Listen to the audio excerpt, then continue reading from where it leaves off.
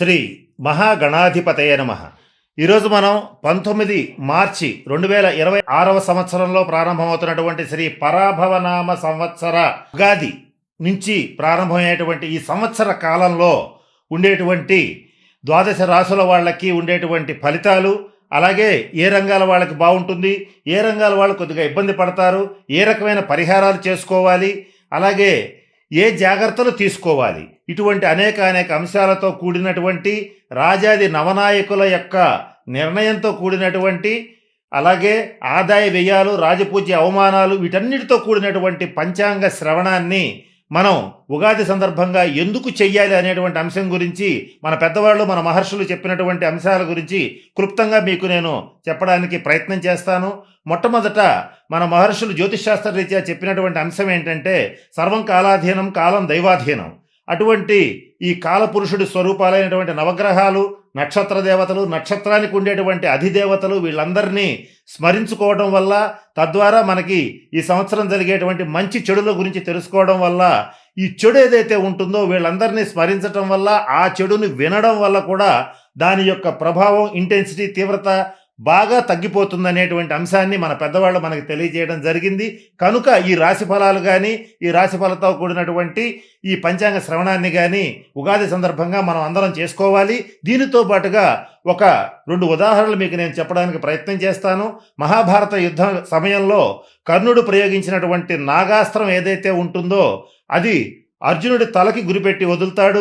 వదిలినప్పుడు కాలస్వరూపుడైనటువంటి శ్రీకృష్ణుడు, ఆయన మొత్తం కాలం అంతా ఆయన అధీనంలో ఉంటుంది కనుక తన బొటన వేలుతో రథాన్ని కిందకి తొక్కుతాడు. తొక్కినప్పుడు ఆ నాగాస్త్రం ఏదైతే ఉంటుందో అర్జునుడి తలని కాకుండా కిరీటాన్ని తీసుకుని కొట్టేసి వెళ్ళిపోతుంది. ఒకవేళ ఆ కాలస్వరూపుడైనటువంటి శ్రీకృష్ణుడికి అది తెలియకపోతే అర్జునుడు ఆ రోజుతోనే మరణించి ఉండేవాడు, మహాభారతంలో ఏమీ ఉండేది కాదు. కనుక అటువంటి పరిస్థితులు వచ్చినప్పుడు కొంచెం తల వంచాలి. ఆ వంచటం ఎలా వంచాలి, ఏ సందర్భంలో వంచాలి, ఎక్కడ నెగ్గాలి, ఎక్కడ తగ్గాలి, ఇటువంటి అనేక అంశాలని మన మహర్షులు మనకి పూర్తిగా తెలియచేశారు. దాన్నే పెద్దవాళ్ళు ఒక ముక్కలో చెప్పాలంటే ఏమంటారంటే తలతో పోయేది తలపాగాతో పోయింది అని వాడుక భాషలో చెప్పడం జరుగుతుంది. కనుక ఇది ఒక ఉదాహరణ. రెండో ఉదాహరణ ఏంటంటే ఒక వ్యక్తి సముద్రం దగ్గర ఉన్నాడు అనుకోండి, తనకంటే ఎంతో ఎత్తైన కొన్ని మీటర్ల ఎత్తులో ఉన్నటువంటి అలలు తన మీదకు వచ్చినప్పుడు కొంచెం వంగడం కానీ, కొంచెం కూర్చోవడం కానీ, లేదా అక్కడి నుంచి పారిపోవడం కానీ చేసేటట్లయితే బ్రతికిపోతాడు. అలా కాకపోతే తనకంటే గొప్పవాడు ఎవడూ లేడని విర్రవేగి ముందుకెళ్ళేటట్టయితే కాలగర్భంలో కలిసిపోతాడు. కనుక ఎక్కడైనా సరే తలంచాల్సి వచ్చినప్పుడు, తగ్గాల్సి వచ్చినప్పుడు ఎక్కడ తగ్గాలని తెలుసుకోవాలంటే పంచాంగంలో చెప్పినటువంటి గ్రహగతుల రీత్యా తెలుసుకోవడం చాలా అవసరం. ఈ 2 కారణాల రీత్యా మనం ఈ ద్వాదశ రాశుల ఫలితాలని తెలుసుకుంటాం. అలాగే ఈ చెడుని మంచిని స్మరించుకోవడం వల్ల వాటి నుంచి మనం చక్కగా ఉన్నత స్థితికి వెళ్ళగలుగుతాం.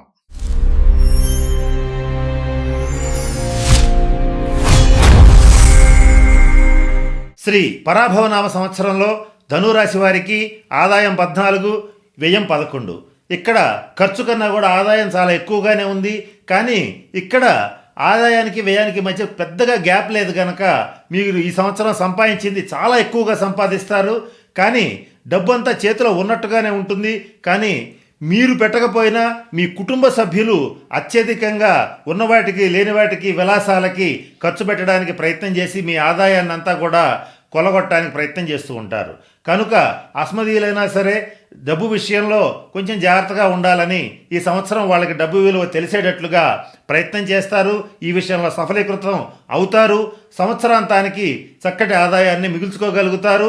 ఎవరి జాతక రీత్యా వాళ్ళ యొక్క పరిస్థితి రీత్యా మంచి ఉచ్చస్థితికి ఆర్థికంగా వెళ్ళగలుగుతారు. ఇకపోతే రాజపూజ్యం 5, అవమానం 6. ఇక్కడ 10 మందిలో ఒక 5గురు మాత్రం మిమ్మల్ని మీ యొక్క ధర్మనిష్టని, ధర్మనిరతిని, తమ్ముడు తనవాడైన న్యాయం చెప్పేటువంటి మీ మనస్తత్వాన్ని గుర్తించి గౌరవించి 10 మందికి చెప్తారు. మీ యొక్క గొప్పతనాన్ని శ్లాఘిస్తూ ఉంటారు. కానీ ఒక 6గురు మాత్రం మీ యొక్క ముక్కుసూటితనాన్ని పొగరమోత్తనంగా భావిస్తారు. మీ యొక్క ఏదైతే నిజం మాట్లాడేటువంటి స్వభావం ఏదైతే ఉంటుందో దాన్ని నిష్ఠూరంగా తీసుకొని ప్రతిదానికి కూడా పెడార్థాలు తీస్తూ మిమ్మల్ని బహిరంగంగా, అంతరంగంగా 10 మందిలో, బంధువుల్లో అవమానించడానికి ప్రయత్నం చేస్తూ ఉంటారు. వీళ్ళ విషయంలో చాలా జాగ్రత్తగా ఉండాలి. దీనికి ఏం చేయాలంటే మీరు ఎప్పుడైనా సరే ఎదుటి వ్యక్తిలో ఉన్నటువంటి లోపాలని చెప్పదలుచుకున్నప్పుడు ఎదుటి వ్యక్తి నుంచి మీకు కలిగేటువంటి ఇబ్బందుల్ని గురించి మీరు తెలుసుకుని వాటిని ఆపాలనుకున్నప్పుడు కొంచెం శుతిమెత్తగా కొంచెం జాగ్రత్తగా చెప్పడం అనేటువంటిది ముఖ్యంగా చెప్పదగినటువంటి సూచన. ఇకపోతే ఈ సంవత్సరం ధనురాశి వారికి గురు రాహుకేతువుల యొక్క అనుగ్రహం చాలా బాగుంది. మరి ముఖ్యంగా గురుగ్రహ అనుగ్రహంతో ధనురాశి వాళ్ళు ఈ సంవత్సరం చరిత్ర సృష్టిస్తారు. కాకపోతే ఇక్కడ ఏంటంటే ఒక చిన్న ఇబ్బంది, అర్ధాష్టమ శని సంచారం జరుగుతోంది. దీనివల్ల ఒక 50% మాత్రం కొంత ఇబ్బందులు ఎదురవుతాయి. అయితే ఏ రకమైన ఇబ్బందులు ఎదురవుతాయి, వాటిని ఎట్లా అధిగమించాలి, ఇవి కూడా ఇప్పుడు మనం గమనిద్దాం. మొట్టమొదటి ఏంటంటే ఈ సంవత్సరం ప్రతి విషయంలోనూ వృత్తి కానీ, ఉద్యోగం కానీ, వ్యాపారం కానీ, వ్యవహారం కానీ ఎక్కడైనా సరే మీరు ఏ పని చేసినా సరే మంచి లౌక్యం, మంచి తెలివితేటలు, మీ యొక్క ఆ మేధాశక్తి అంతా ఉపయోగించి చక్కటి ఆర్థిక లాభాలని పొందగలుగుతారు, ఆర్థిక అభివృద్ధి సాధించగలుగుతారు. ఉద్యోగస్తులకి ఖచ్చితంగా ప్రమోషన్లతో కూడినటువంటి ట్రాన్స్ఫర్స్ ఉంటాయి. వ్యాపారస్తుల విషయానికి వచ్చేటట్లయితే వ్యాపారం ఇబ్బడి ముబ్బడిగా పెరుగుతుంది, లాభాల బాట పడుతుంది. మీరు ఏ వ్యాపారం మొదలుపెట్టినా కూడా అది తిరుగులేనటువంటి విజయాలను నమోదు చేసుకుంటుంది. ఇక రాజకీయ నాయకుల విషయానికి వచ్చేటట్లయితే ఇంకా దివ్యంగా ఉంది. మీ యొక్క నీతి, నిజాయితీ, పట్టుదల, తమ్ముడు తనవాడైనా సరే ధర్మం చెప్పేటువంటి మనస్తత్వం, ఇవన్నీ ఏవైతే ఉంటాయో ప్రజల్లో అవి మీకు మంచి పేరు ప్రతిష్టలు తెచ్చిపెడతాయి. అలాగే సినిమా రంగంలో, మీడియా రంగంలో ఉండేటువంటి వాళ్ళకు కూడా మంచి మంచి అవకాశాలు వస్తాయి. మీ యొక్క సామర్థ్యాన్ని, మీ యొక్క నిజాయితీని, మీ యొక్క పట్టుదలని చూసి మీకు మంచి అవకాశాలు ఇవ్వటం, వాటిని మీరు సద్వినియోగపరచుకోవటం, మంచి పేరు ప్రతిష్టలు సంపాదించుకోవడం అనేటువంటివి జరుగుతాయి. ఇది విషయంలో తిరుగులేదు. అలాగే మంచి ధైర్య సాహసాలతో కూడినటువంటి నిర్ణయాలు తీసుకుంటారు. మీ నిర్ణయాలు చూసి చాలామంది ఆశ్చర్యపోయేటువంటి పరిస్థితి ఉంటుంది. ఈ సమయంలో ఇటువంటి పని ఎవరైనా చేస్తారా, ఈ చేయలేరు కదా, చేసి అది కూడా సక్సెస్ సాధించడం అనేటువంటిది ఎవరి వల్ల కాదనేటువంటి జనాలందరూ ముక్కును వేలేసుకునేటువంటి విజయాలు నమోదు చేసుకునేటువంటి గ్రహస్థితులు ఈ సంవత్సరం మీకు నమోదు కాబడుతున్నాయి. మీకు చూస్తారు మీరు ఇవి. ఇకపోతే కుటుంబపరమైనటువంటి అంశాల్లో సంతోషకరమైనటువంటి వార్తలు వింటారు. కుటుంబంలో సంతానపరమైన పురోభివృద్ధి చాలా బాగుంటుంది. సంతానం మంచి ఉచ్చస్థితికి వెళ్ళడం అనేటువంటిది కూడా జరుగుతుంది. అవివాహితులైనటువంటి ధనురాశి వాళ్ళకి ఈ సంవత్సరం వివాహం జరిగి తీరుతుంది, అందులో సందేహం లేదు. మంచి సంబంధాలు కుదురుతాయి, ఇది కూడా మీకు మంచి ఆనందాన్ని ఇస్తుంది. అయితే ఇక్కడ ఈ అర్ధాష్టమ శని అప్పుడప్పుడు ఒక 50% మిమ్మల్ని ఇబ్బంది పెడుతుందని చెప్పాను. ఎక్కడ ఇబ్బంది పెడుతుందంటే చేసేటువంటి పనుల్లో కొంచెం అప్పుడప్పుడు బ్రేక్స్ పడుతుంటాయి. అంటే బ్రహ్మాండంగా సాగిపోతున్నటువంటి విజయ పరంపరలో కడివెడి పాలలో ఒక్క విషపు చుక్కలాగా టక్కున ఒక బ్రేక్ పడిపోతుంది. దానివల్ల మొత్తం వాతావరణం అంతా కూడా అప్సెట్ అయ్యేటువంటి పరిస్థితి ఉంటుంది. మీకున్నటువంటి అనవసరమైన పట్టుదల, ఇగో, ఇటువంటి వాటి వల్ల ఎక్కువగా నష్టపోయే పరిస్థితి ఉంటుంది. అలా అయ్యేటట్లుగా ఈ అర్ధాష్టమ శని మిమ్మల్ని తయారు చేస్తుంది. ఎలా చేస్తుందంటే మీకు పోనీలే మనవాళ్లే కదా వదిలేద్దామనే ఆలోచన ఉన్నా కూడా ఆ టైంకి ఎవరో ఒకళ్ళు రెచ్చగొట్టే మాట అంటాం, మీరు దాన్ని చూసి రెచ్చిపోవటం, అలాగే అనవసరంగా పట్టుదలపై వీడు అంతు తేలుస్తానని ముందుకెళ్ళటం, తద్వారా మీరు మానసికంగా, ఆరోగ్యపరంగా, ఆర్థికంగా అన్ని రకాల ఏదో ఒక డ్యామేజ్ జరగటం, తద్వారా ఆ డ్యామేజ్ తీర్చుకోలేనంత పరిస్థితికి వెళ్ళడం జరుగుతుంది. ఇదొక మైనస్. నెక్స్ట్, ఎవరైతే మీ కుటుంబంలో 70+ ఉన్నటువంటి ధనురాశి వాళ్ళు ఉంటారో వాళ్ళ ఆరోగ్య విషయంలో కాస్త జాగ్రత్తగా ఉండాలి. వాళ్ళకి మూత్ర సంబంధమైన సమస్యలు, kidney related problems, cardiac problems, BP, sugar వంటివి కంట్రోల్ కాకపోవటం, కొంచెం ఇబ్బందికరమైన పరిస్థితులు ఉంటాయి. ఈ ధనురాశి వాళ్ళు ఎవరైతే 80+ వాళ్ళు ఉంటారో వాళ్ళకైతే ఈ సంవత్సరం కొంచెం గండకాలం అని చెప్పవచ్చు. కొంచెం జాగ్రత్తగా ఉండటం అనేటువంటిది అవసరం. వీటి నుంచి తప్పించుకోవడానికి చాలా సులభమైనటువంటి తంత్రం ఉంది. అదేంటంటే మృత్యుంజయ మంత్రాన్ని జపించండి, అలాగే ధన్వంతరి తంత్రాన్ని పాటించండి. ఇలా చేసేటట్లయితే సహజ సిద్ధంగానే మీకున్న గురువు యొక్క అనుగ్రహంతో, గురువు యొక్క శుభదృష్టితో మీరు వచ్చినటువంటి ఆటంకాలన్నింటినీ చాలా సునాయాసంగా దాటగలుగుతారు.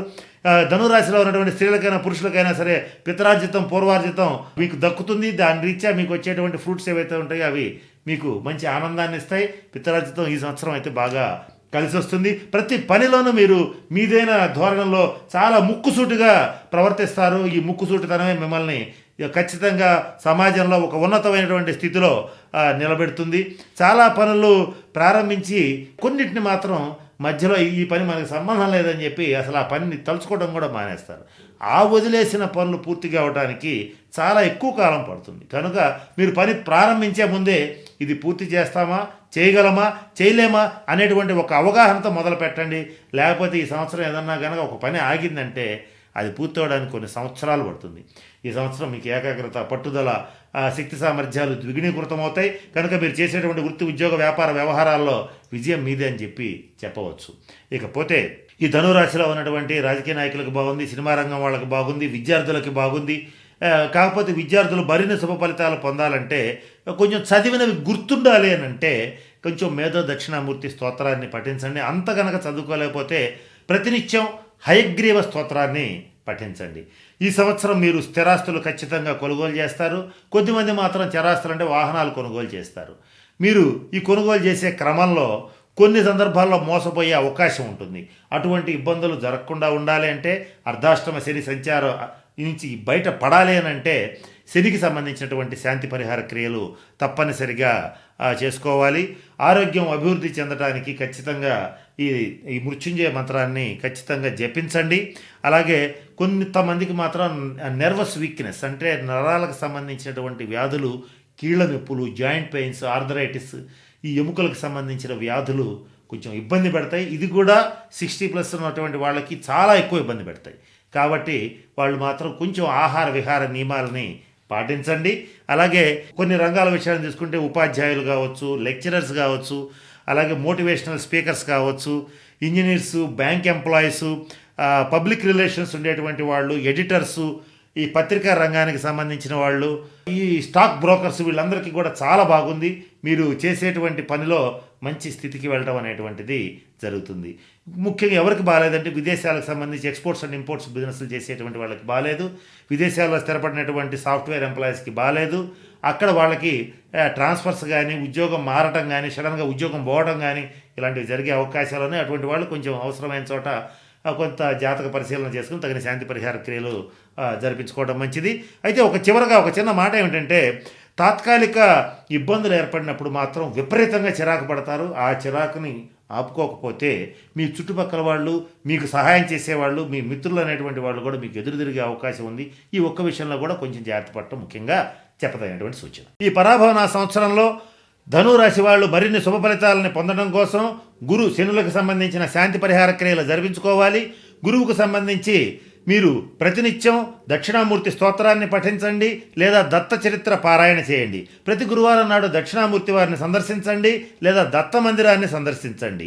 ఈ దత్తాత్రేయ స్వామి వారి యొక్క అనుగ్రహాన్ని ఎంత బాగా పొందగలిగితే ఈ సంవత్సరం అంతా కూడా ధనురాశి వాళ్ళు అత్యధికమైనటువంటి శుభ ఫలితాలని చాలా సునాయాసంగా పొందగలుగుతారు.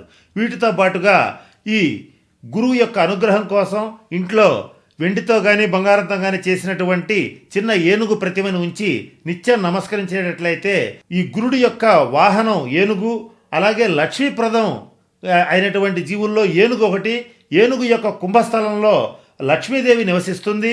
కనుక ఈ ఏనుగు ప్రతిమని కానీ, ఏనుగు యొక్క ముఖాన్ని కానీ ఇంట్లో ఉంచుకోవటం లేదా పూజా మందిరంలో ఉంచుకోవటం కనుక చేసేటట్లయితే చక్కటి లక్ష్మీ కటాక్షం కలుగుతుంది.